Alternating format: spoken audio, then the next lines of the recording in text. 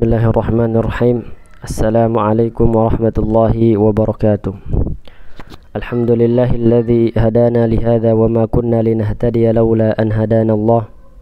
Wassalatu wassalamu ala Rasulillah wa ala alihi wa sahbihi wa man tabi'a huda ila yaumiddin. Insyaallah pada kesempatan kali ini kami akan menjelaskan beberapa materi yang dicantumkan atau dipresentasikan kelompok sebelumnya, yakni kelompok 5 dengan tema ta'aruf. Allah Subhanahu wa taala berfirman di dalam Quran surat Al-Hujurat, A'udzu billahi minasyaitonir rajim. Bismillahirrahmanirrahim. Ya ayyuhan nasu inna khalaqnakum min dzakarin wa untha wa ja'alnakum syu'uban wa qabaila lita'arafu. Yang artinya, hai manusia, sesungguhnya kami menciptakan kamu dari seorang laki-laki dan seorang perempuan dan menjadikan kamu berbangsa-bangsa dan bersuku-suku supaya kamu saling kenal mengenal. Sesungguhnya orang yang paling mulia di antara kamu di sisi Allah ialah orang-orang yang paling bertakwa di antara kamu. Sesungguhnya Allah Maha mengetahui lagi Maha mengenal. Para ulama tafsir mengatakan bahwasanya pada ayat ini menerangkan bahwasanya untuk meniadakan kesombongan di dalam nasab gitu. Karena pada zaman Rasulullah Shallallahu Alaihi Wasallam orang-orang yang nasabnya mulia sangat membanggakan nasabnya, sehingga memandang rendah orang-orang yang tidak memiliki nasab yang mulia. Kemudian ayat ini juga menerangkan bahwasanya kita adalah anak keturunan Adam dan Hawa gitu. Di dalam perspektif Islam tidak mengenal bahwasanya manusia berasal dari kera, yang dimana sebagaimana disampaikan oleh beberapa ilmuwan yang sekuler yang mengatakan bahwasanya kita manusia berasal dari kera gitu. Tetapi pada intinya manusia yang diciptakan oleh Allah Subhanahu wa taala berasal dari Adam dan Hawa, dan mereka menjadi Abul Bashar atau orang yang pertama kali atau manusia pertama kali yang Allah ciptakan.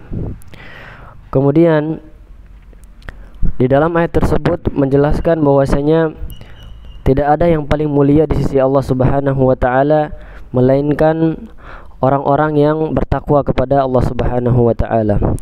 Jadi di dalam Islam tolak ukur kemuliaan seorang manusia bukan tergantung pada nasabnya, bukan pada cantik dan gantengnya, tetapi kemuliaan di sisi Allah Subhanahu wa taala ialah mereka yang bertakwa kepada Allah Subhanahu wa taala, yakni menjalankan apa yang diperintahkan oleh Allah Subhanahu wa taala dan menjalankan dan tidak melaksanakan apa yang dilarang oleh Allah Subhanahu wa taala. Kemudian di dalam ayat tersebut Allah mengisyaratkan atau Allah menyampaikan bahwasanya Allah telah menjadikan kita berbangsa-bangsa dan bersuku-suku dengan tujuan untuk saling kenal dan mengenal. Dan Allah Subhanahu wa taala mengisyaratkan bahwasanya dengan berbangsa-bangsa dan bersuku-suku untuk saling kenal mengenal, dan bukan untuk bersaing di dalam kehidupan ini, tidak bersaing antara satu manusia dengan manusia yang lainnya, yang dimana Allah Subhanahu wa taala juga menyampaikan bahwasanya meniadakan kelas-kelas pada masyarakat gitu. Contohnya ketika seperti pada masyarakat Hindu yang mengenal kelas-kelas kemasyarakatan gitu.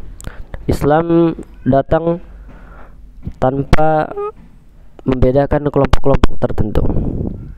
Islam menyatukan semuanya, baik itu yang berkulit putih, kulit hitam, non-Arab, orang miskin, budak, dan lain sebagainya. ayat tadi juga menyebutkan bahwasanya Allah Subhanahu wa taala meniadakan golongan-golongan yang merasa dirinya menjadi superioritas. Orang-orang yang menganggap dirinya hebat, semuanya pasti akan dikembalikan kepada Allah Subhanahu wa taala. Dan semua manusia yang merasa dirinya mulia atau nasabnya mulia, semuanya pasti akan kembali atau merujuk kepada keturunan awalnya, yakni berasal dari Adam dan Hawa.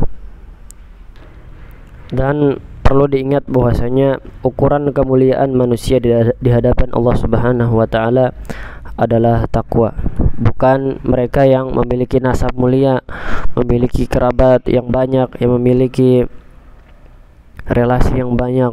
Bukan itu yang Allah maksudkan, tetapi yang mulia di sisi Allah Subhanahu wa taala adalah mereka yang memiliki ketakwaan dan keimanan yang besar kepada Allah Subhanahu wa taala. Mungkin ini yang bisa kami sampaikan, kurang lebihnya mohon dimaafkan. Wassalamualaikum warahmatullahi wabarakatuh.